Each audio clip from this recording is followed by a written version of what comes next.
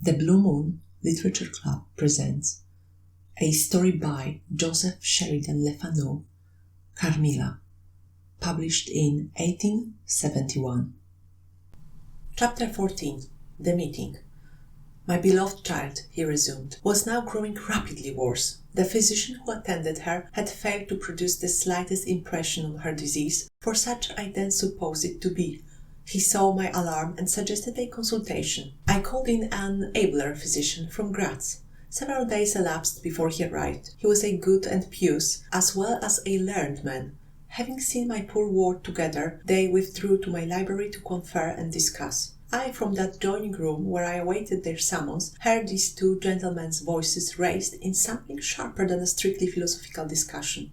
I knocked at the door and entered. I found the old physician from Graz maintaining his theory. His rival was combating it with undisguised ridicule, accompanied with bursts of laughter. This unseemly manifestation subsided, and the altercation ended on my entrance. "Sir," said my first physician, "my learned brother seems to think that you want a conjurer and not a doctor." "Pardon me," said the old physician from Graz, looking displeased. "I shall state my own view of the case in my own way another time. I grieve, Monsieur le General, that by my skill and science I can be of no use. Before I go, I shall do myself the honour to suggest something to you." He seemed thoughtful, and sat down at a table and began to write. Profoundly disappointed, I made my bow, and as I turned to go, the other doctor pointed over his shoulder to his companion, who was writing, and then, with a shrug, significantly touched his forehead. This consultation then left me precisely where I was. I walked out into the grounds, all but distracted. The doctor from Graz, in 10 or 15 minutes, overtook me. He apologized for having followed me, but said that he could not conscientiously take his leave without a few words more. He told me that he could not be mistaken. No natural disease exhibited the same symptoms, and that death was already very near. There remained, however, a day or possibly two of life. If the fatal seizure were at once arrested, with great care and skill her strength might possibly return, but all hung now upon the confines of the irrevocable. One more assault might extinguish the last spark of vitality which is, every moment, ready to die. "And what is the nature of the seizure you speak of?" I entreated. "I have stated all fully in this note, which I place in your hands upon the distinct condition that you send for the nearest clergyman and open my letter in his presence, and on no account read it till he is with you. You would despise it else, and it is a matter of life and death. Should the priest fail you, then, indeed, you may read it." He asked me before taking his leave finally whether I would wish to see a man curiously learned upon the very subject which, after I had read his letter, would probably interest me above all others, and he urged me earnestly to invite him to visit him there, and so took his leave. The ecclesiastic was absent, and I read the letter by myself. At another time or in another case it might have excited my ridicule, but into what quackeries will not people rush for a last chance, where all accustomed means have failed, and the life of a beloved object is at stake? Nothing, you will say, could be more absurd than the learned man's letter. It was monstrous enough to have consigned him to a madhouse. He said that the patient was suffering from the visits of a vampire. The punctures which he described as having occurred near the throat were, he insisted, the insertion of those two long, thin and sharp teeth which, it is well known, are peculiar to vampires. And there could be no doubt, he added, as to the well-defined presence of the small livid mark which all concurred in describing as that induced by the demon's lips, and every symptom described by the sufferer was in exact conformity with those recorded in every case of a similar visitation. Being myself wholly sceptical as to the existence of any such portent as the vampire, the supernatural theory of the good doctor furnished, in my opinion, but another instance of learning and intelligence only associated with some one hallucination. I was so miserable, however, that rather than try nothing, I acted upon the instructions of the letter.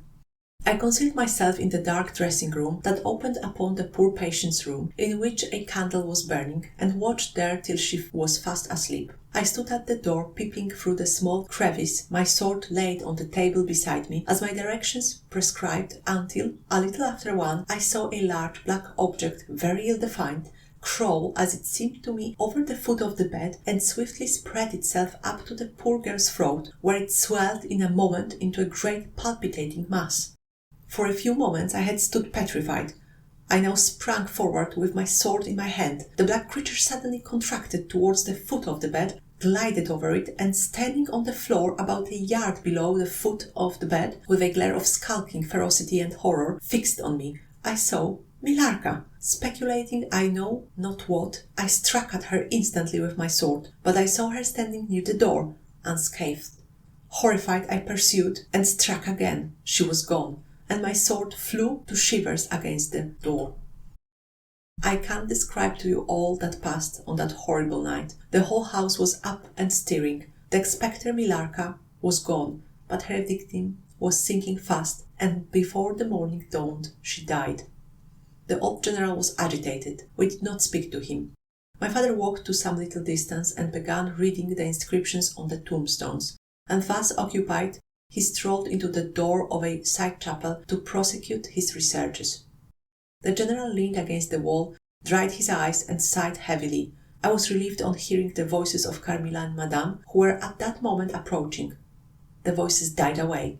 In this solitude, having just listened to so strange a story, connected as it was with the great and titled dead, whose monuments were mouldering among the dust and ivy round us, and every incident of which bore so awfully upon my own mysterious case, in this haunted spot, darkened by the towering foliage that rose on every side, dense and high above its noiseless walls, a horror began to steal over me, and my heart sank as I thought that my friends were, after all, not about to enter and disturb this triste and ominous scene. The old general's eyes were fixed on the ground, as he leaned with his hand upon the basement of a shattered monument, under a narrow, arched doorway, surmounted by one of those demoniacal grotesques in which the cynical and ghastly fancy of old Gothic carving delights. I saw very gladly the beautiful face and figure of Carmilla enter the shadowy chapel. I was just about to rise and speak, and nodded smiling in answer to her peculiarly engaging smile, when with a cry the old man by my side caught up the woodman's hatchet and started forward. On seeing him, a brutalized change came over her features.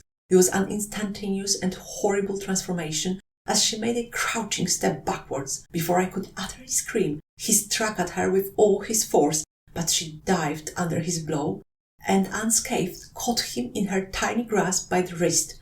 He struggled for a moment to release his arm, but his hand opened, the axe fell to the ground, and the girl was gone. He staggered against the wall. His grey hair stood up his head, and a moisture shone over his face, as if he were at the point of death. The frightful scene had passed in a moment. The first thing I recollect after is Madame standing before me and impatiently repeating again and again the question, "Where is Mademoiselle Carmilla?"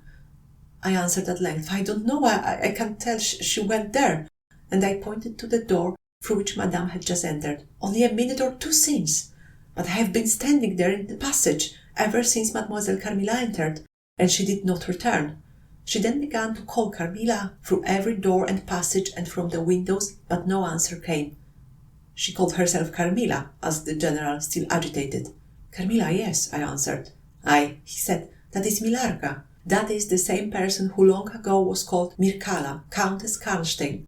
Depart from this accursed ground, my poor child, as quickly as you can. Drive to the clergyman's house, and stay there till we come. Begone, may you never behold Carmilla more, you will not find her here." Chapter 15. Ordeal and Execution. As he spoke, one of the strangest-looking men I ever beheld entered the chapel at the door through which Carmilla had made her entrance and her exit. He was tall, narrow-chested, stooping, with high shoulders and dressed in black. His face was brown and dried in with deep furrows. He wore an oddly shaped hat with a broad leaf. His hair, long and grizzled, hung on his shoulders. He wore a pair of gold spectacles and walked slowly, with an odd shambling gait, with his face sometimes turned up to the sky and sometimes bowed down towards the ground, seemed to wear a perpetual smile. His long thin arms were swinging, and his lank hands in old black gloves, ever so much too wide for them, waving and gesticulating in utter abstraction. "The very man!" exclaimed the general, advancing with manifest delight. "My dear Baron, how happy I am to see you! I had no hope of meeting you so soon." He signed to my father, who had by this time returned, and leading the fantastic old gentleman, whom he called the Baron, to meet him. He introduced him formally, and they at once entered into earnest conversation. The stranger took a roll of paper from his pocket and spread it on the worn surface of a tomb that stood by. He had a pencil case in his fingers, with which he traced imaginary lines from point to point on the paper, which from their often glancing from it together at certain points of the building, I concluded to be a plan of the chapel. He accompanied what I may term his lecture with occasional readings from a dirty little book whose yellow leaves were closely written over. They sauntered together down the side aisle, opposite to the spot where I was standing, conversing as they went. Then they began measuring distances by paces, and finally they all stood together, facing a piece of the side wall, which they began to examine with great minuteness, pulling off the ivy that clung over it, and rapping the plaster with the ends of their sticks, scraping here and knocking there. At length they ascertained the existence of a broad marble tablet with letters carved in relief upon it. With the assistance of the woodman, who soon returned, a monumental inscription and carved escutcheon were disclosed. They proved to be those of the long-lost monument of Mircalla, Countess Karnstein. The old general, though not I fear given to the praying mood, raised his hands and eyes to heaven in mute thanksgiving for some moments. "Tomorrow," I heard him say, "the commissioner will be here, and the inquisition will be held according to law." Then, turning to the old man with the gold spectacles whom I have described, he shook him warmly by both hands and said, "Baron, how can I thank you? How can we all thank you? You will have delivered this region from a plague that has scourged its inhabitants for more than a century. The horrible enemy, thank God, is at last tracked." My father led the stranger aside, and the general followed. I know that he had led them out of hearing, that he might relate my case, and I saw them glance often quickly at me as the discussion proceeded. My father came to me, kissed me again and again, and leaning me from the chapel, said, "It is time to return, but before we go home we must add to our party the good priest, who lives but a little way from this, and persuade him to accompany us to the Schloss." In this quest we were successful, and I was glad, being unspeakably fatigued, when we reached home. But my satisfaction was changed to dismay on discovering that there were no tidings of Carmilla. Of the scene that had occurred in the ruined chapel, no explanation was offered to me, and it was clear that it was a secret which my father for the present determined to keep from me. The sinister absence of Carmilla made the remembrance of the scene more horrible to me. The arrangements for the night were singular. 2 servants and Madame were to sit up in my room that night, and the ecclesiastic with my father kept watch in the adjoining dressing-room. The priest had performed certain solemn rites that night, the purport of which I did not understand any more than I comprehended the reason of this extraordinary precaution taken for my safety during sleep. I saw all clearly a few days later. The disappearance of Carmilla was followed by the discontinuance of my nightly sufferings. You have heard, no doubt, of the appalling superstition that prevails in Upper and Lower Styria, in Moravia, Silesia, in Turkish Serbia, in Poland, even in Russia. The superstition, so we must call it, of the vampire. If human testimony, taken with every care and solemnity, judicially, before commissions innumerable, each consisting of many members, all chosen for integrity and intelligence, and constituting reports more voluminous perhaps than exist upon any one other class of cases, is worth anything, it is difficult to deny or even to doubt the existence of such a phenomenon as the vampire. For my part, I have heard no theory by which to explain what I myself have witnessed and experienced, other than that supplied by the ancient and well-attested belief of the country. The next day the formal proceedings took place in the chapel of Karnstein. The grave of the Countess Mircalla was opened, and the general and my father recognized each his perfidious and beautiful guest in the face now disclosed to view. The features, though 150 years had passed since her funeral, were tinted with the warmth of life. Her eyes were open, no cadaverous smell exhaled from the coffin. The 2 medical men, one officially present, the other on the part of the promoter of the inquiry, attested the marvellous fact that there was a faint but appreciable respiration and a corresponding action of the heart. The limbs were perfectly flexible, the flesh elastic, and the laden coffin floated with blood, in which to a depth of 7 inches the body lay immersed. Here then were all the admitted signs and proofs of vampirism. The body, therefore, in accordance with the ancient practice, was raised, and a sharp stake driven through the heart of the vampire, who uttered a piercing shriek at the moment, in all respects such as might escape from a living person in the last agony. Then the head was struck off, and a torrent of blood flowed from the severed neck. The body and head was next placed on a pile of wood and reduced to ashes, which were thrown upon the river and borne away, and that territory has never since been plagued by the visits of a vampire. My father has a copy of the report of the Imperial Commission with the signatures of all who were present at these proceedings, attached in verification of the statement. It is from this official paper that I have summarized my account of this last shocking scene. Chapter 16. Conclusion. I write all this, you suppose, with composure, but far from it. I cannot think of it without agitation. Nothing but your earnest desire, so repeatedly expressed, could have induced me to sit down to a task that has unstrung my nerves for months to come, and reintroduced a shadow of the unspeakable horror which years after my deliverance continued to make my days and nights dreadful, and solitude insupportably terrific. Let me add a word or two about that quaint Baron Vordenburg, to whose curious lore we were indebted for the discovery of the Countess Mircala's grave. He had taken up his abode in Graz, where, living upon a mere pittance, which was all that remained to him of the once princely estates of his family in Upper Styria, he devoted himself to the minute and laborious investigation of the marvellously authenticated tradition of vampirism. He had at his fingers' ends all the great and little works upon the subject: Magia Posthuma, Phlegon de Mirabilibus, Augustinus de Cura Pro Mortuis, Philosophica et Christiana Cogitationes de Vampiris, by John Christopher Herenberg, and 1,000 others, among which I remember only a few of those which he lent to my father. He had a voluminous digest of all the judicial cases, from which he had extracted a system of principles that appeared to govern, some always and others occasionally only, the condition of the vampire.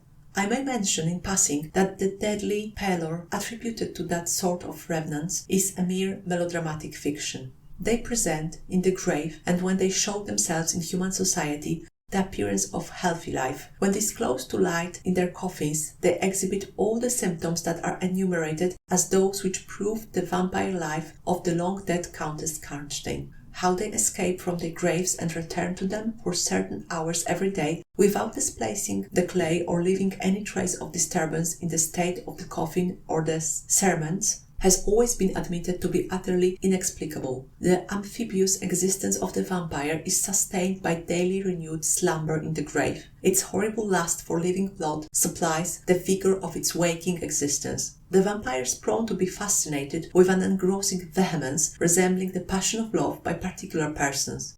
In pursuit of these, it will exercise inexhaustible patience and stratagem, for access to a particular object may be obstructed in 100 ways. It will never desist until it has satiated its passion and drained the very life of its coveted victim. But it will, in these cases, husband and protract its murderous enjoyment with the refinement of an epicure and heighten it by the gradual approaches of an artful courtship.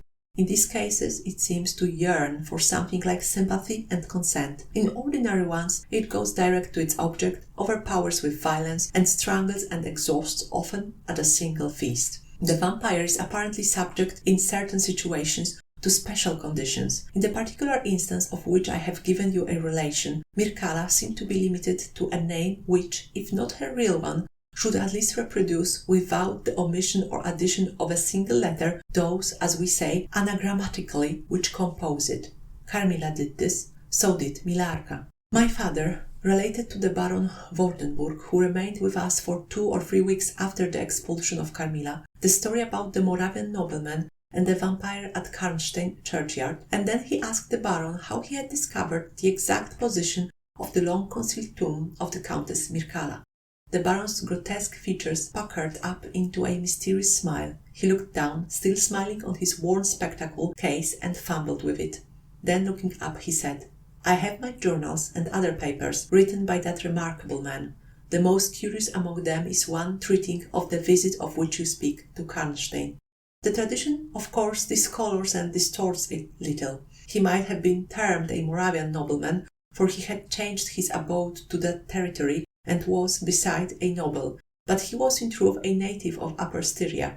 It is enough to say that in very early youth he had been a passionate and favoured lover of the beautiful Mircalla, Countess Karnstein. Her early death plunged him into inconsolable grief. It is the nature of vampires to increase and multiply, but according to an ascertained and ghostly law. Assume, at starting, a territory perfectly free from the pest. How does it begin, and how does it multiply itself? I will tell you. A person more or less wicked puts an end to himself. A suicide, under certain circumstances, becomes a vampire.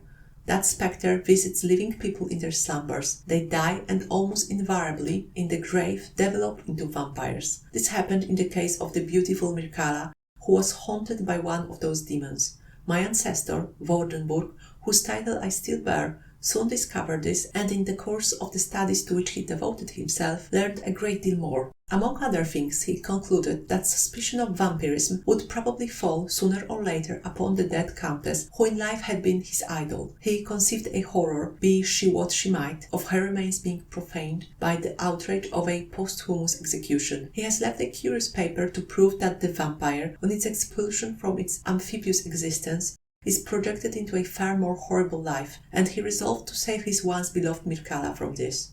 He adopted the stratagem of a journey here, a pretended removal of her remains, and a real obliteration of her monument. When age had stolen upon him, and from the veil of years he looked back on the scenes he was leaving, he considered in a different spirit what he had done, and a horror took possession of him. He made the tracings and notes which have guided me to the very spot, and drew up a confession of the deception that he had practised. If he had intended any further action in this matter, death prevented him, and the hand of a remote descendant has, too late for many, directed the pursuit to the lair of the beast. We talked a little more, and among other things he said was this. One sign of the vampire is the power of the hand. The slender hand of Mircalla closed like a vice of steel on the general's wrist when he raised the hatchet to strike, but its power is not confined to its grasp. It leaves a numbness in the limb it seizes, which is slowly, if ever, recovered from. The following spring my father took me a tour through Italy. We remained away for more than a year. It was long before the terror of recent events subsided, and to this hour the image of Carmilla returns to memory with ambiguous alternations. Sometimes the playful, languid, beautiful girl, sometimes the writhing fiend I saw in the ruined church, and often from a reverie I have started, fancying I heard the light step of Carmilla at the drawing-room door. The end.